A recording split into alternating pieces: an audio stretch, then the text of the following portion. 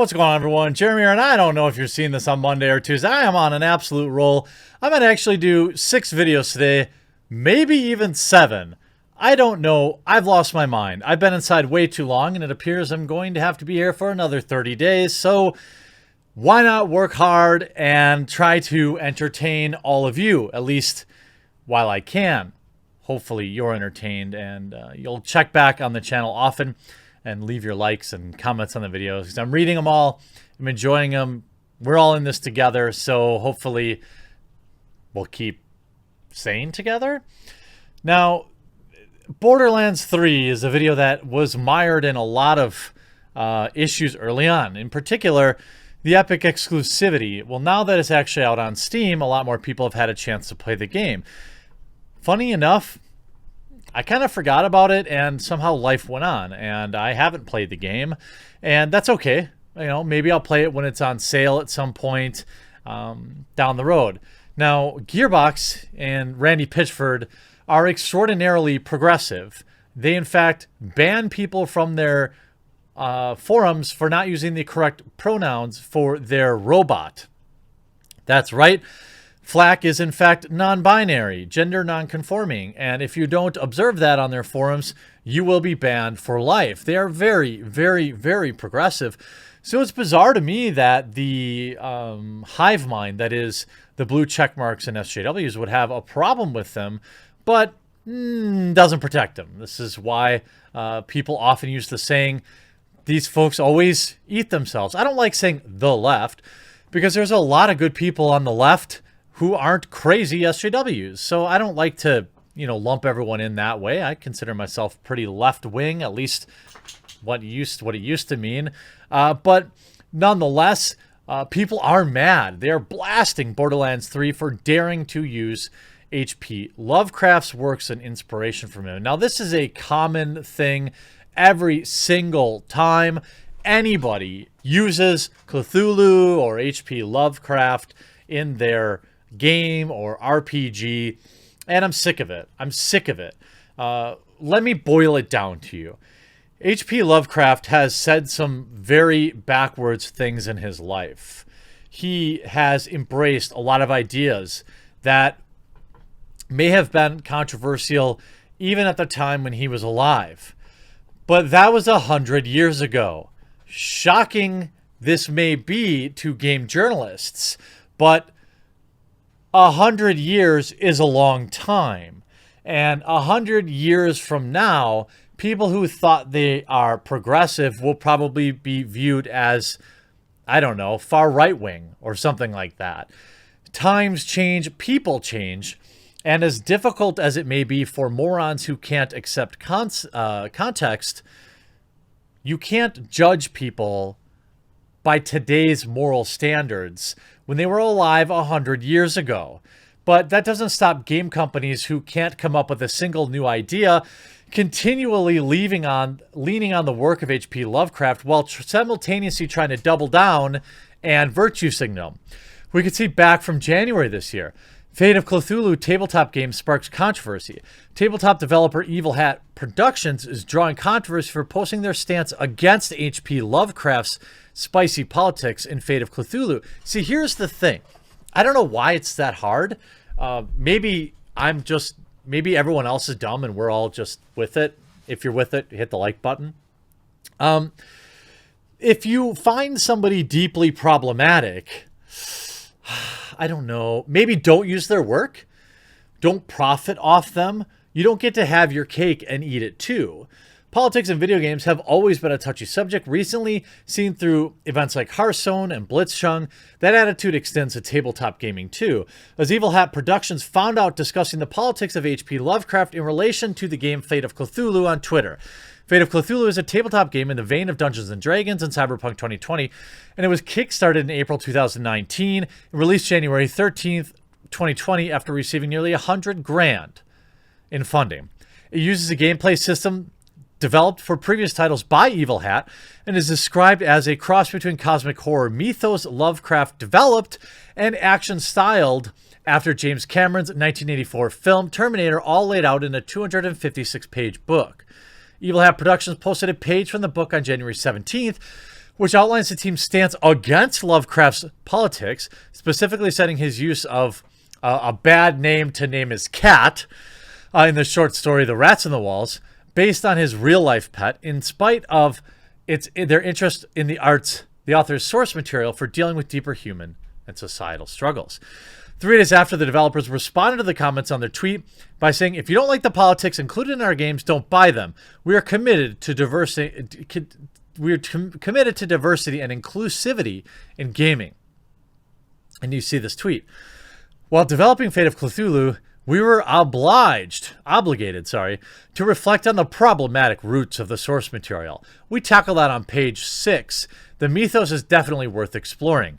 Since the predictable edgelords and apologists have shown up, a quick reminder: if you don't like the politics included in our games, don't buy them. We literally don't want your money. We are committed to diverse and inclusive gaming. We're not perfect, but we're trying. Please give us money. This is so typical of the slacktivism in modern video game journalism and game development. Like, literally, pure slacktivism. We're going to use this guy's information and his materials to profit, but we're also going to admonish him. How truly stunning and brave. And you can read the article or the page. It says, Howard Phillips Lovecraft was a ist and an anti-Semite. There, we said it. But please still buy our books because money fixes everything. Well, when Borderlands 3 released Lovecraft DLC, everyone lost their minds. DLC dismisses major problems with the author's work. With the release of Borderlands 3's second campaign, Guns, Love, and Tentacles, Gearbox introduces a problematic Lovecraftian story into the game. With the release of this, I figured it would be as good a time as any to jump back into Gearbox's first-person shooter.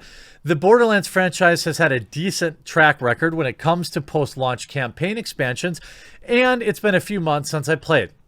However, I wasn't particularly enthused by my time with this game, largely because Gearbox's interpretation of H.P. Lovecraft's work incorporated some of the problematic parts in the author's worldview and then does nothing to address them. That's right, video games should be out there to fix all the injustices in the world and fix any problematic thinking. It's the DLC's portrayal of black people that irks me the most. Largely because of Borderlands' franchise style of storytelling, Borderlands games traditionally explore concepts and pieces of pop culture through sarcasm, satire, and playful homage. Gearbox takes something that already exists and adapts it to match a style of irreverent Borderlands mayhem. In that process, it really works. For example, Tiny Tina battle with Dragon Key from Borderlands 2, which sends you on a tabletop RPG adventure. This particular thing, though, incorporating certain aspects of H.P. Lovecraft stories and Cthulhu mythos, is a backdrop to overall narrative. Unfortunately, what it makes the DLC more feel adaptive than interpretive, and how it treats Sir Hammerlock and Wainwright Jacobs, two characters who are in the center of this DLC. The DLC is about the two characters getting married and facing the unfortunate snag of holding a venue on a planet ruled by the cult. Their leader, Eleanor, deems the couple's love to be impure and weak, so Wainwright becomes the unwilling host of the husband's spirit, doomed to slowly transform into her beloved, unless you decide to do something to stop the process.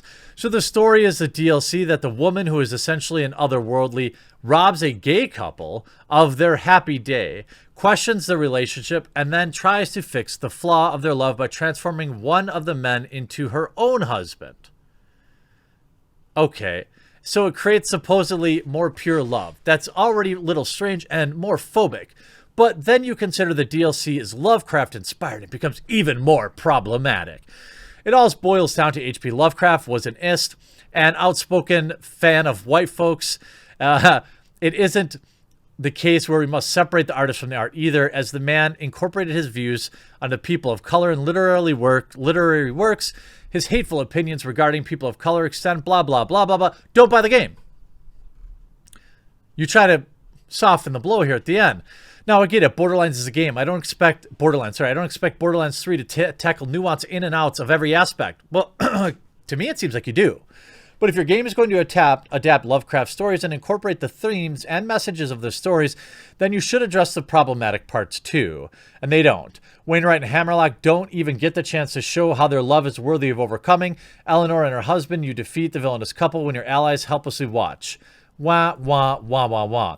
Many of the comments in this article also, by the way, blatantly point out that this is just phooey. It's just absolute garbage.